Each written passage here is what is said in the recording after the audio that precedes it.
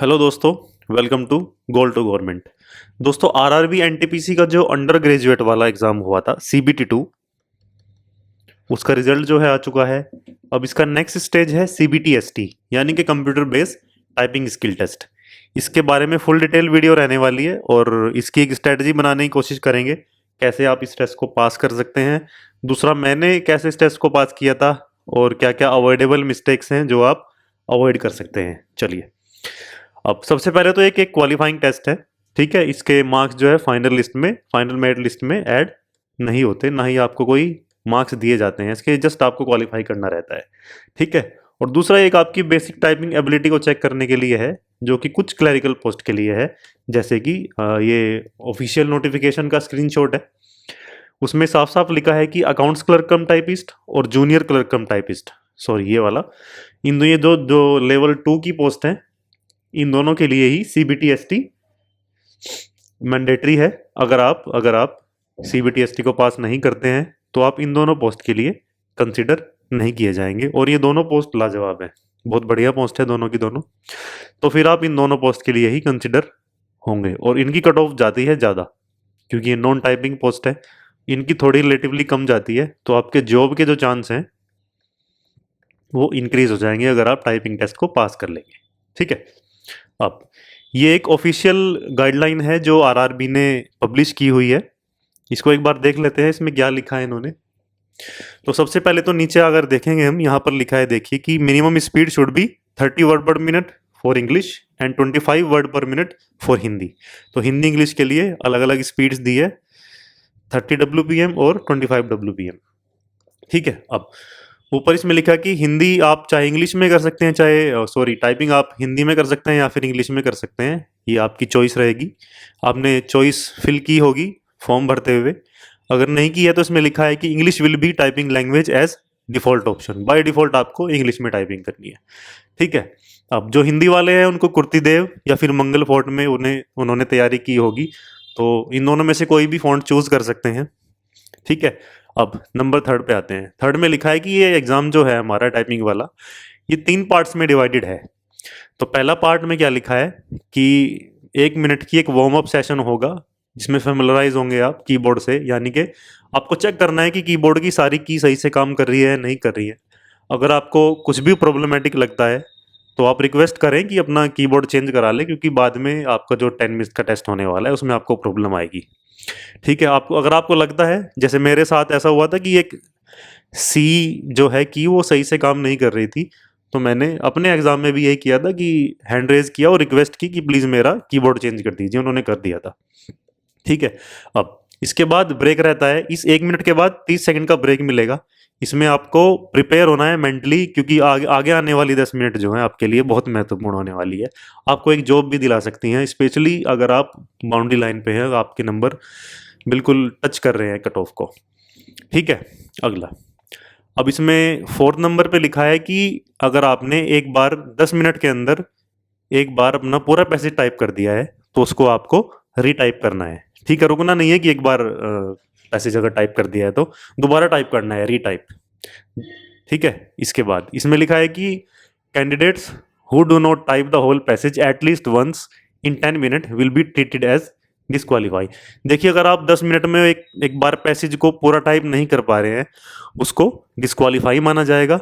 और अगर अगर कोई कैंडिडेट इंग्लिश में 300 वर्ड और हिंदी में 250 वर्ड्स दिए गए टाइम में नहीं लिख पाता, तो उसका तो वैसे भी इवेल्युएट नहीं होगा, क्योंकि आप हिसाब भी लगाएंगे तो 300 वर्ड यानी कि 300 वर्ड 10 मिनट में, यानी कि 30 वर्ड पर मिनट, तो 300 वर्ड से बनता ही है। अगर आप उतना भी नहीं कर पा रहे हैं तो आपकी स्पीड तो वैसे भी नहीं आ रही है, तो इसलिए ये इवेल्युएट भी नहीं होगा उसका। ऐसे ही हिंदी के लिए है।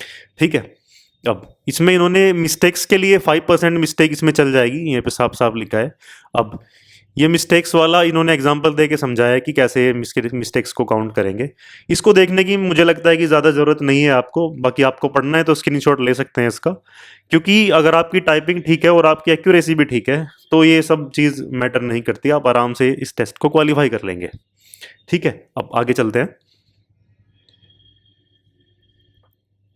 अब इसमें लिखा है कि ये टेस्ट जो है क्वालिफाइंग नेचर का है, जैसे कि हमने अभी बात की थी। ठीक है। और ये अगर आप सीबीटी एसटी में फेल भी कर जाते हैं तो सिर्फ टाइपिंग वाली जो पोस्ट है उन्हीं के लिए आपको कंसिडर नहीं किया जाएगा, बाकी के लिए आप कंसिडर रहेंगे ही।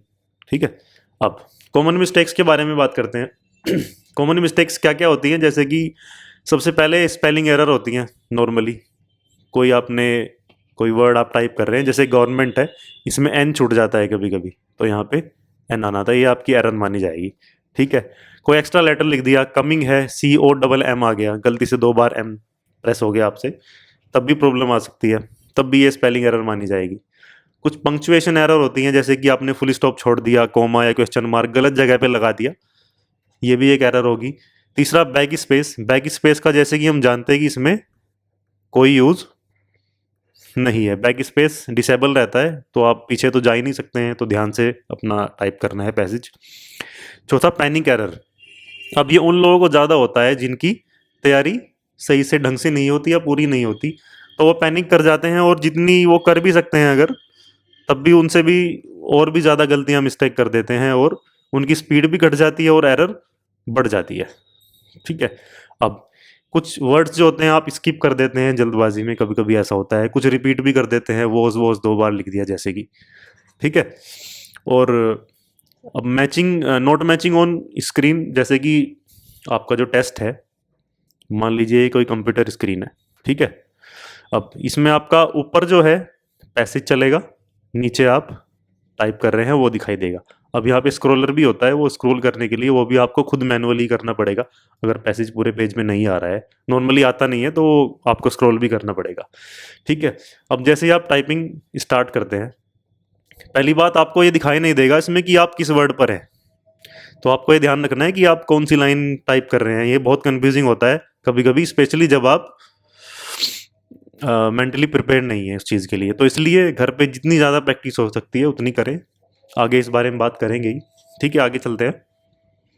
अब स्ट्रैटेजी की बात करते हैं, स्ट्रैटेजी कैसे बना सकते हैं हम इस टाइपिंग टेस्ट को पास करने के लिए। देखिए, सबसे पहले अगर आप बिल्कुल बिगिनर हैं तो पहले अपनी फिंगर जो है आपकी, उसको ट्रेन करना होगा कि कौन सा वर्ड कहाँ पर है। ठीक है, तो उसके लिए मैंने तो टाइपिंग मास्टर यूज़ किया था, आप कोई भी यूज़ कर सकते हैं, typing.com करके भी एक वेबसाइट है, वहाँ से भी आप बेसिक सीख सकते हैं अपना। ठीक है, मैंने यहाँ से सीखा था और आसानी से आ गया था। टाइम लगता है, देखिए इसमें ऐसा नहीं है कि आप 2 रात 3 रात या फिर 5-10 दिन में सीख जाएंगे, ये एक स्किल है और स्किल को एक्वायर करने में हमेशा टाइम लगता है। ठीक है, अब मेरे हिसाब से, जैसे कि मेरा मानना है कि कम से कम आपको 2 से 3 महीने तो चाहिए, बाकी आपकी मेहनत है, आप कितना ट्राई करते हैं। ठीक है, और दूसरा, जैसे कि आपने अब ये अपनी जो फिंगर्स हैं उनको ट्रेन कर लिया, इसके बाद आपको प्रैक्टिस भी करनी रहेगी। मैंने प्रैक्टिस की थी, सोनी टाइपिंग ट्यूटर नाम से एक ऐप आती है, ये शायद कुछ मिनिमल रेट पे पेड भी रहती है, कुछ इसके फंक्शंस जो हैं, जैसे कि इसमें ना क्या दिया हुआ है कि जो आपका एनटीपीसी वाला एक फॉर्मेट है, जिसमें कि बैक स्पेस अलाउ नहीं होता है, और पैसेज भी उसी हिसाब से, बिल्कुल इनको ऐसी सिमुलेशन है इस ऐप पे कि आप उस पर क्लिक करेंगे तो उसी हिसाब से वो पैसेज देगा, उसी हिसाब से आपका टेस्ट भी एवेल्युएट करेगा। ठीक है, तो इससे आप अपनी प्रैक्टिस कर सकते हैं। इसमें बहुत सारे पैसेज, लगभग 500 पैसेज है जहाँ तक मुझे याद आ रहा है, तो 500 पैसेज बहुत होते हैं। अब अगर आप रोज़ प्रैक्टिस करेंगे तो डेफिनेटली आपकी स्पीड में बहुत सुधार आएगा। ठीक है, अब इसके बाद प्रैक्टिस करना है डेली। देखिए, अगर आपका CBT 2 क्वालिफाई हो चुका है तो प्रैक्टिस आपको ज़रूर करनी चाहिए। डेली 20 से 30 मिनट तो आपको करना ही पड़ेगा, मिनिमम है ये। ठीक है, और ऐसा भी नहीं है कि आप लगातार 5-5 6-6 घंटे लगे हुए हैं, उसमें तो आपकी फिंगर्स दर्द करेंगी और आपको कुछ आउटकम भी सही नहीं मिलेगा। तो मेरा मानना यह है कि जैसे मैंने प्रैक्टिस की थी, जैसे कि मैं कुछ टॉपिक पढ़ रहा हूँ आज किसी एग्ज़ाम के लिए, और मान लीजिए 1 घंटा हो गया पढ़ते पढ़ते, तो मैंने क्या किया, 10 मिनट का ब्रेक लिया और 10 मिनट का टेस्ट लगा दिया, एक टाइपिंग टेस्ट। इससे माइंड भी फ्रेश रहता है और आपकी फिंगर भी दर्द नहीं करेंगी। तो बीच बीच में आप टेस्ट लगाते रहना, ऐसे ही फिंगर्स को आपके सबकॉन्शियस माइंड में चीज़ें जाएंगी, और उसके बिना टाइपिंग नहीं होगी जब तक आपके सबकॉन्शियस में चीज़ें नहीं बैठेंगी कि हाँ कौन सा वर्ड कहाँ पर है, आपकी उंगली को पता ही नहीं लगेगा। तो practice makes a man perfect, practice करना इसमें कंपलसरी है, बिना प्रैक्टिस के तो खैर ये टेस्ट बिल्कुल भी नहीं होगा। ठीक है, तो प्रैक्टिस ऐसे करनी है आपको जैसे मैंने बताया अभी। अब जब आप प्रैक्टिस दौर में होते हैं तो सबसे आपको जो फोकस करना है वो है एक्यूरेसी पर। देखिए स्पीड आ जाएगी, स्पीड ज़्यादा बड़ी बात नहीं होती, आपने सुना भी होगा कई लोगों से, और ये सच बात है। आपको एक्यूरेसी मेंटेन करनी है, मेंटेन करो 100% की एक्यूरेसी, कोशिश करो, और स्पीड बाद में आ जाएगी। अगर आप स्पीड बढ़ाने के चक्कर में एक्यूरेसी को हैम्पर करेंगे तो बाद में आपको एग्जाम में भी दिक्कत होने वाली है, देखिए, क्योंकि एक्यूरेसी मैटर करती है बहुत ज़्यादा। एक्यूरेसी सही होगी, आपकी स्पीड भी ऑटोमेटिकली बढ़नी स्टार्ट हो जाएगी। अगर एक्यूरेसी गलत होगी, आप बार बार बैक स्पेस का यूज़ करेंगे। प्रैक्टिस में बैक स्पेस का यूज़ नहीं करना है, बिल्कुल भी नहीं करना है, अगर आपको एनटीपीसी का ये सीबीटी देना है, ठीक है। और मोबाइल पर तो करना ही नहीं है, कंप्यूटर पर ही करना है आपकी जो भी प्रैक्टिस रहेगी, ठीक है। अब इसमें मैंने क्या किया था कि जैसे कि अपन लोग एग्ज़ाम हॉल में बैठते हैं, ये एक एग्ज़ाम हॉल है मान लीजिए, अब इसमें टाइपिंग के लिए बहुत सारे लोग बैठे हैं, ठीक है। अब जैसे ही टाइपिंग टेस्ट शुरू होता है ना, तो कीबोर्ड की जो क्लिकिंग साउंड है वो इतनी इरिटेटिंग होती है, कुछ लोग तो उसमें ही पैनिक कर जाते हैं कि यार ये क्या हो रहा है, वो अपने हाथ भी नहीं ढंग से चला पाते, स्पेशली जिनकी कम तैयारी है। लेकिन फिर भी कुछ लोग जो मेंटली उस चीज़ के लिए प्रिपेयर नहीं होते, उनके लिए तो प्रॉब्लम आती ही आती है। तो मैं क्या करता था इसके लिए, एक यूट्यूब पे कोई भी आप देख सकते हैं, कीबोर्ड की क्लिकिंग साउंड वाली एक वीडियो चला देना फ़ोन में साथ में, और अपनी टाइपिंग शुरू करना। उससे आपका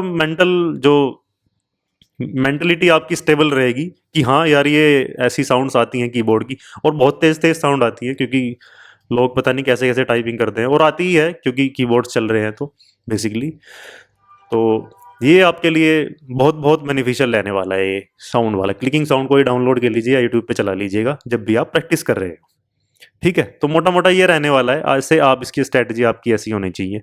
2 से 3 मंथ मुझे लगता है कि चाहिए ही आपको। बाकी बाकी आपके ऊपर है, आप कितनी मेहनत करते हैं और कितनी जल्दी कैच करते हैं चीज़ों को, ठीक है। अब मेरी फाइनल एडवाइस क्या रहेगी, देखिए सबसे पहले तो टाइपिंग टेस्ट हार्ड नहीं है, ये एक इजी टेस्ट है, बशर्ते आपने रेगुलर प्रैक्टिस की हो, ठीक है। कंसिस्टेंसी इसमें बहुत इंपॉर्टेंट है, कंसिस्टेंट रहेंगे, रोज टेस्ट लगाएंगे, रोज 10-10 मिनट 15-15 मिनट के आप टेस्ट लगाएंगे तो आपको ज़रूर बेनिफिट मिलेगा। ये टाइपिंग टेस्ट ऐसी ही चीज़ है, ठीक है। और स्टे काम काम रहिए और कॉन्फिडेंट रहिए, एग्जाम वाले दिन वो 10 मिनट जो है आपको एक जॉब दिला सकती हैं, ठीक है। और रेलवे में जॉब दिलाएंगी, और वो दोनों पोस्ट बहुत अच्छी है, अकाउंट्स की भी और जूनियर क्लर्क की भी, दोनों ही पोस्ट बेस्ट है, ठीक है। अगर आपकी और कोई क्वेरी है तो आप मुझे कमेंट कीजिए, मैं आपकी क्वेरी का जवाब ज़रूर दूंगा। अगर वीडियो पसंद आई है तो लाइक कीजिए, अगर आपको इन्फॉर्मेटिव लगी है तो सब्सक्राइब जरूर कीजिए। चलिए, थैंक यू वेरी मच।